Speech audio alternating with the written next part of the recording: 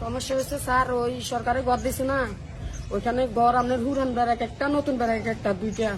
এখন আমার নাতিটা, এটা আমার নাতি, এটা আমার মেয়ে। ভোর 4টা বাজে হয়েছে, হওয়ার 10 মিনিট পরে আমার নাতিটা মারা গেছে স্যার।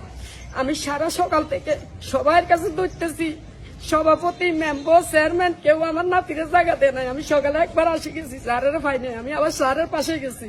আমার বাড়িও স্যার এখানে সোনাগাছি, বুঝছেন? তো ওখানে তো সরকারের ঘর দিচ্ছে, আমরা গরিব মানুষ, তাক মুছে ওই জায়গাও নাই, সরকারের ঘরের ভিতরে থাকি। এখন আমার নাতিরা এখনো পর্যন্ত এরা মারি দিতে শিকার হয় নাই। এখন আমি আবার স্যারের কাছে আসছি। এখন আমরা কোন জায়গায় 4 বসবাস করি, এরা এখন আজকে আমার নাতি মারা গেছে, মাটি দিতেছে না। কালকে যদি আমি মারা যাই, আমার এত মাটি দিত না। আমি এখন এটা সুস্থ একটা বিচার চাই। এখন আপনারাই বলেন আমি কি করবো বলেন। আজকে সকালে ভোর 4টা বাজে কোথায়? সোনাগাছি মেডিকেলে। এখন কি বলছে সবাই? কি এখন বলে? এরা জায়গা দিত না, এরা করছে সরকারের জানলে কবরের জায়গা দেয় নাই, সরকারের কবরের জায়গা দেয় নাই। কোথায় জায়গা দিবা? আমার বাড়াইছে স্যারের কাছে, আমরা স্যারের কাছে যান, স্যার যেটা বলবে সেটাই হবে। আপনার নাম কি? আমার নাম রুমি।